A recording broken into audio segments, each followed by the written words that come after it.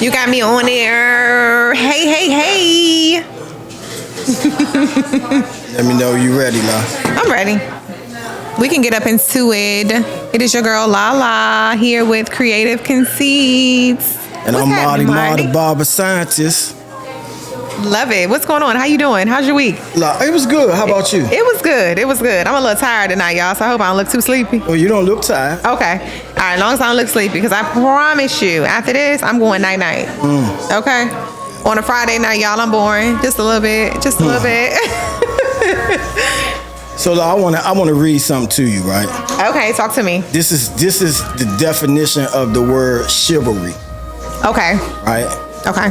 One of the definitions is, let me pull it up here.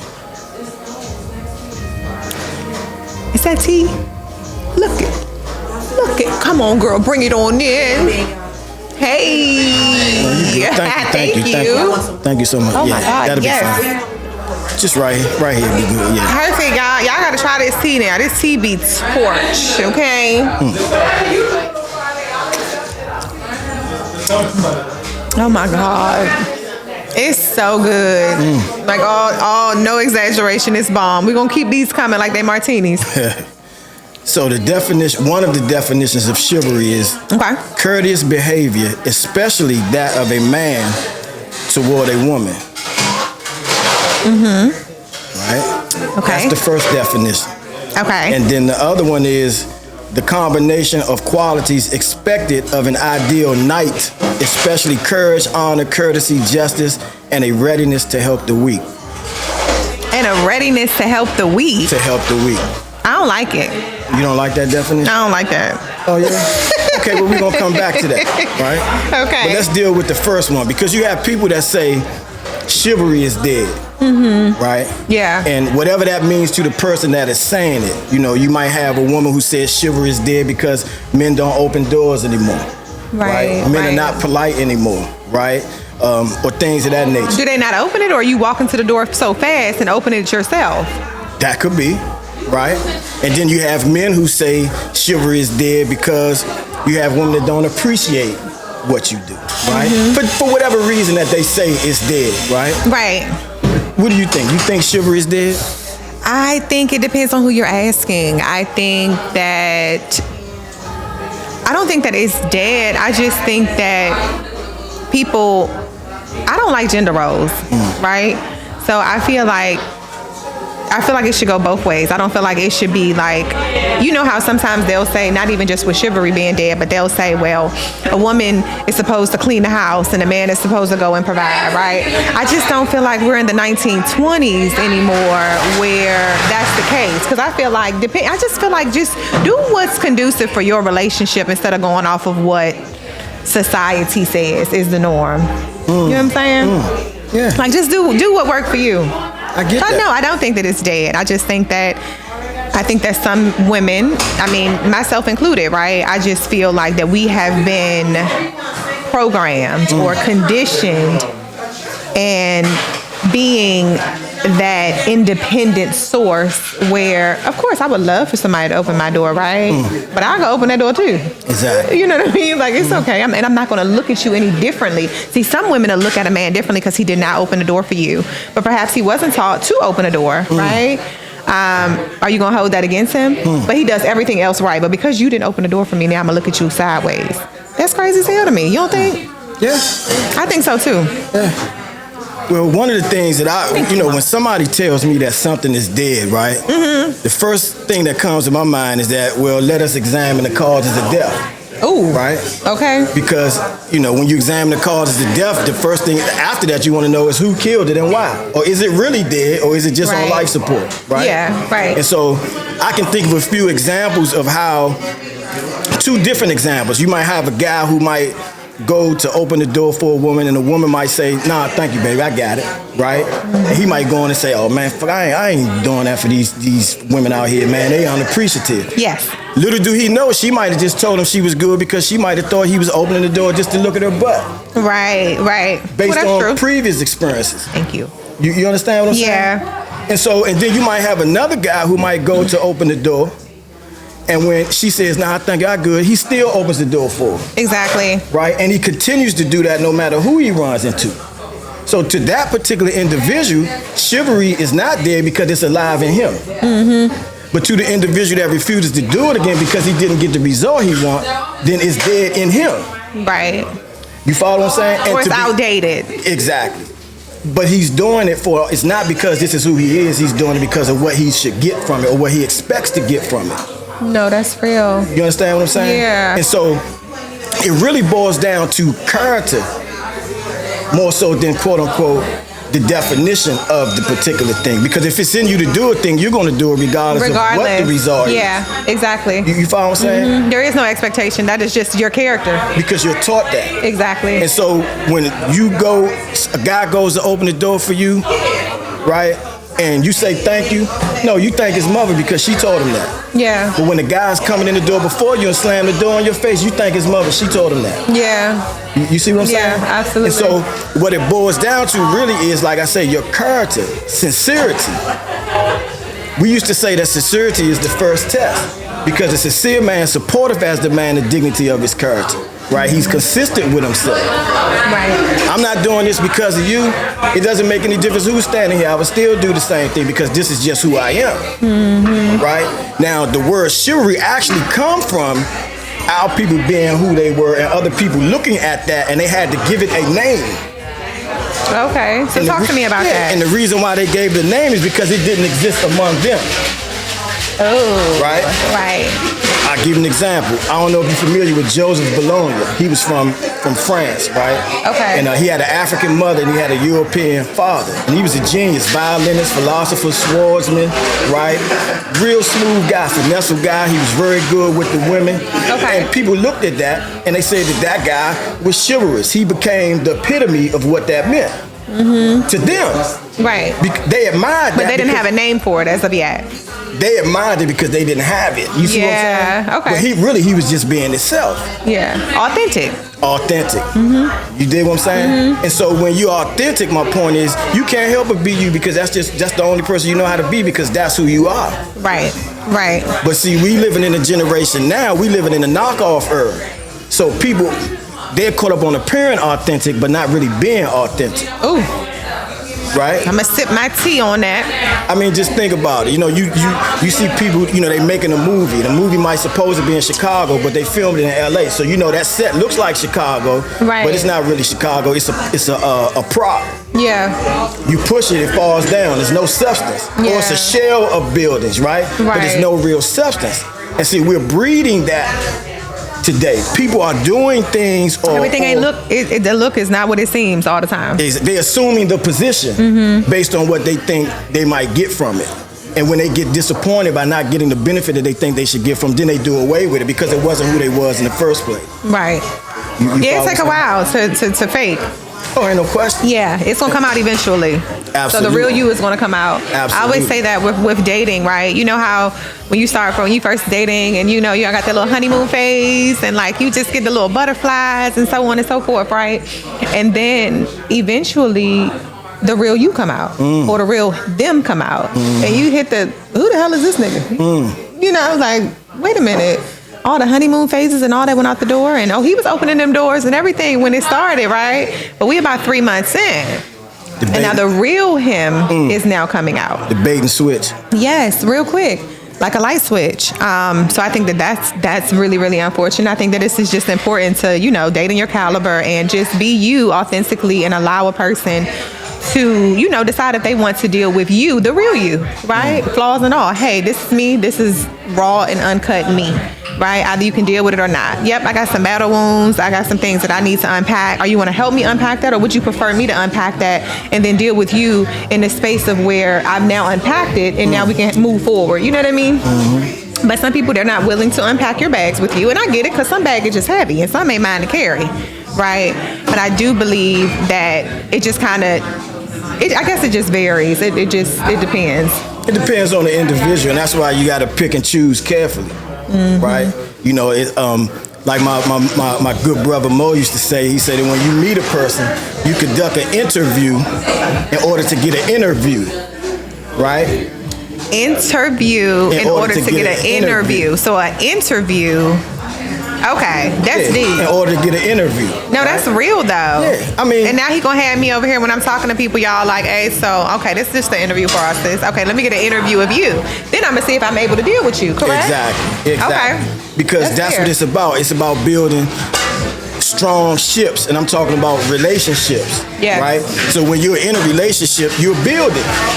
Right. Regardless of what relationship that is. I want to clarify that because some people think that it's just because it's you're romantically involved. Business, exactly. Relationships. Exactly. Exactly. Business ships, any kind of ship, you know. And so, and this is why you conduct the interview to get an interview to see is it something that you, if this person is somebody that's worth building with.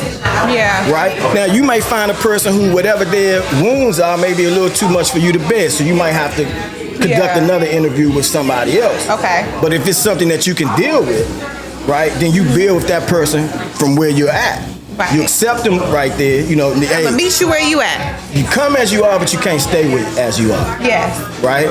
And so that's a real thing right there. Because I think that people, even in relationships, when they're falling in love or they're in like romantic relationships and they're falling in love, right? It's like, okay, well, you hear people talk about, oh, but I fell out of love with this person. Did you? Or did you just outgrow that person?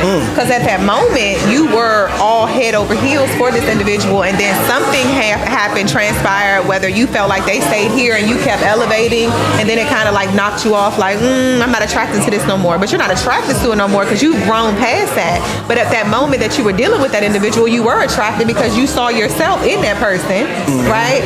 And I think that kind of relationships go kind of sour or south instead of sitting there having a conversation like, well, babe, you know, I feel like 5 years ago, like you were here and I was madly in love with you. And then I started kind of like, you know, distancing myself or falling back a little bit because I'm looking at you like. Why I like you again? Yeah. As opposed to, so what's your plan? Do you have any plans? What's your goals? Like, I think that you should treat a relationship like a business almost, right? How we get so excited with our business plans and we write our business plans down or whatever. I feel like a relationship is that's an investment too. Shit, what's my ROI looking like, nigga? What's happening? Well, you know, one of the things that in the society we live in now, right? We have a tendency of equating the emotion that we have that people call infatuation or attraction with love, and it's two different things, right? And we think that that's going to curry the whole thing, and that's not. The novelty soon wears out. It soon wears out, right? Yeah. Now, ancestors used to have a saying that he or she who marries for emotion alone will have some good nights but some bad days. Damn. Now think about that. You're going to have a lot of fun in the sack. You're going to do y'all attractive, but you're going to have some bad days. Right. And now think about that. I mean, how long can you get down in the sack? You got 24 hours a day. If you just 2 hours, you got 22 other hours to deal with this person. Exactly. You see what I'm saying? Exactly. Now, let's take it back to COVID. Remember during COVID, there were a lot of relationships that were failing, right?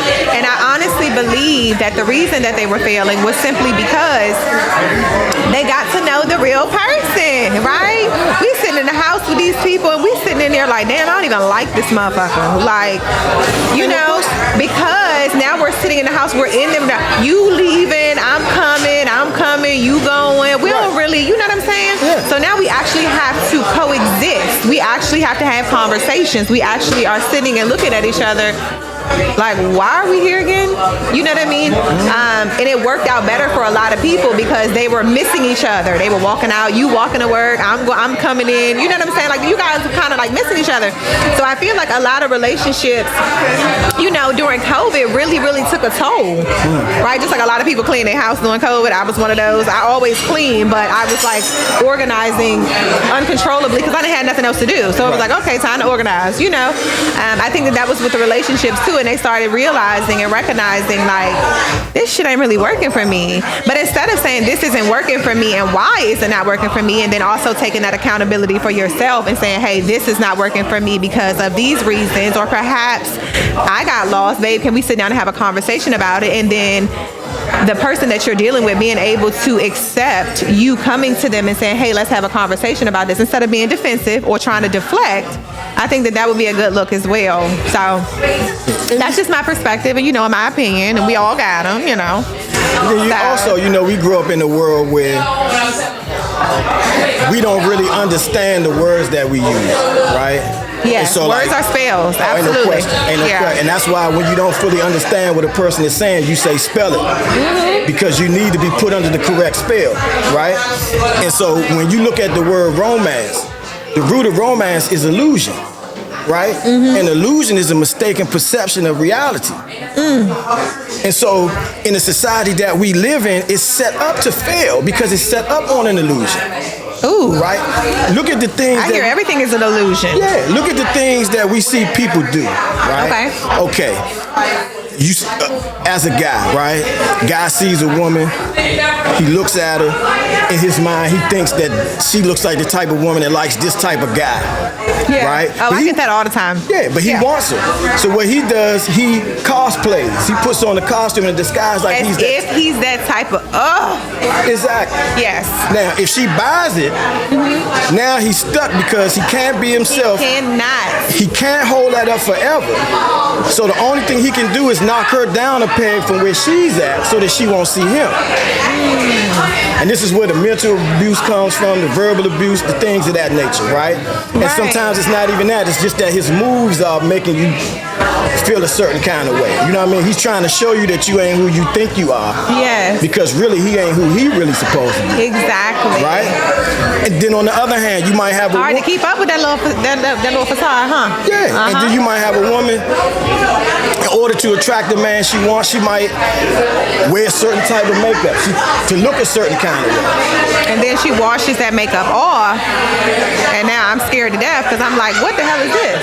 Exactly. Yeah. And so, or she puts her, in her mind, her best up front, but her best is not nothing like who she really is. You follow what I'm saying? Yeah. Again, going back to the bait and switch. And then when he starts to see her differently, she does what I call pushing the man button. Okay, tell me about pushing the man button. Pushing the man button is when a guy brings to his woman something that she needs to work on, right? And what she does, she deflects by saying, like, I'm gonna give an example. She gonna bring up everything that you need to work on. But it's key words, it's little buzzwords that if you say, right? Okay. Like, for example, let's just say I'm on Instagram. A lot of female friends on Instagram. I might comment on somebody's post. Right. My woman sees it. Look, I don't like you Instagram is for commenting and liking, you guys, by the way. Please don't take that so sincerely and so serious. But let's just say she does, right? Okay. I don't like you doing boom, boom, boom, boom. I feel a certain way. I think this, that, and other. And then she says, because now remember, she's in her feelings, so she's not thinking clearly. Yeah. I can see if I did that, but I don't do that, boom, boom. So you might say, okay. 2-3 weeks later, she's commenting on it. And then you go to her and say, but you're telling her when I did it, look, it's innocent. It doesn't mean anything. Right. But she brings up that if she does it, then I will be. So you show her. Now you're showing her to say, look, I don't have no problem with you doing this. I just don't want you to have no problem with me. But as soon as you show her that, she'll say, oh, you being insecure. That's pushing the man button because men don't like to hear that. He's going to run and defend that. Oh, I'm not being insecure, and now you don't forget all about what this was about. Yeah, right. You follow what I'm saying? Right. It's a defense mechanism, right? And so on both sides, we've accepted these illusory meanings, and we conduct ourselves in that way, and we think that it's going to end up a certain way, but it can't. It's doomed to fail from the beginning because we don't have the proper knowledge on how to be in a relationship and to build in a relationship. You got, nobody comes ready-made. But from us watching cartoons and stories where there's man, listen, I wish you could be out here building a nigga. Okay, be on that. Build a bear. You know that store. Yeah. You could just build them niggas. You can just build a woman because I know that there's a lot of men I have a lot of male friends and they talk to me about like the women that they are involved with, and I think that right now, like we're living in I know that men are very visual. But it's easy to come across women that are, aesthetically pleasing, right? But then you sit down and have a conversation with them and then they dumb as a box of rocks. So if you're a person who is a mental, if you're like being stimulated mentally as opposed to just like, anybody can get your dick to rise. Somebody can whisper in your ear and but how long is that going to last? You know what I mean? So I think that we're just like you said, the illusion, or just the superficial, or just if they could build them, I'm pretty sure they build this body like this, like they like it. I've noticed, I've recognized that. I talk to some of my male friends and I go, when you guys are on Instagram and you're liking all these pictures, all these girls that have all these BBLs and all this fake shit and all this going on, right? And no knocking towards any of them, right? If that's what you want to do, that's it. That's all. Knock yourself out. However, what I find funny is that the women that they're at home with are supernatural. They're super, it's super different, right? And if they catch their woman dressed in any of this manner, then they feel away, which throws me left, because it's like, well, nigga, this is what you was liking all through Instagram, But then when this young lady says, hey, I'm going out with my girls, I'm about to go out and turn up, or whatever the case may be, or whatever, now you feeling some type of way. So to me, is that insecure, or what would you say to that? Well, no, I'm not saying that insecurity is not a real thing. It is, you know what I mean? But I think that oftentimes it's used as a tool of manipulation. That's like emotional manipulation, right? Yeah. When a person is being insecure, they're being insecure. But there a lot of times when a man may not be, he's just trying to point. He's made to be. Right, and the woman uses that as a deflecting tool. Yes. Right. And then he uses it as a shutdown tool. So he ends up shutting down or coming to a space, and I've been in that kind of situation or whatever with my own personal relationship, where not to this individual personally, but just saying, like, I can't do insecure men. Like, that's something that I will always say, because I'm very outgoing, I'm very bubbly, lovely. So to deal with me, you have to have thick skin, period. Like, you just not going to be able to deal with me or whatever, and you're a weak man. It's just not going to work. Because I'm going to see you, you're going to feel this energy. I hug my friends, I love on my friends, I talk to my friends, like, I take care of my friends. That's just what I do, whether male or female. And in seeing that and in knowing that, you have to be a secure man to be able to do that. And I don't mean like you just feeling away like because you looked or you hugged someone. I mean like you just have to be secure, because a lot of people are going to want to be around. You know what I mean? So I definitely guess I can understand that for sure. I don't like the deflecting though. I don't. I just want us to have a conversation and we talk about it and we move on about it, and we're not having a conversation and then you're going to bring it up weeks later, like, oh yeah, well, you did X, Y, and Z last week, or use it as a tool for you to bring up things. Like, we're having a conversation and I'm like, babe, I didn't really care that you did X, Y, and Z at dinner last night. And then you like, okay, well, I didn't care that you did X, Y, and Z last week. And it's like, nigga, we're not even talking about last week. Like, why you ain't come to me last week and talk about this? So I think that the elephant in the room was, I didn't like what you did last night, but because you didn't like what I did last week, you went to bed on that shit. So sleep on it. Like, you should have brought it up, last week or whatever. But I'm not sure. Relationships are funny, I guess. Grow with your person, be solid from jump, and I think that that's most important, and I think that that's important in any relationship, like you said, whether it's a friendship, whether it's a business partnership, whether it is a romantically involved situation. I just think that if people were so much more honest, not only with the people that they're dealing with, but with themselves, right? I think that we would be in a much better situation. Yeah, especially like you were saying about the visual aesthetic, right? Yeah. And we live in a society now that puts a premium or emphasis on that, right? Yeah. And that alone. And right. so, like, what else you got to offer? Exactly. Mm-hmm. There used to be a saying, men used to say that it's not the beauty of the chick, it's the duty of the chick. You know what I mean? And so it's not so much how she beauty. I thought it was the booty. Well, that's what it's become now. Yeah, you literally now. And this is why, you're in relationships that's some ass. Right. You see what I'm saying?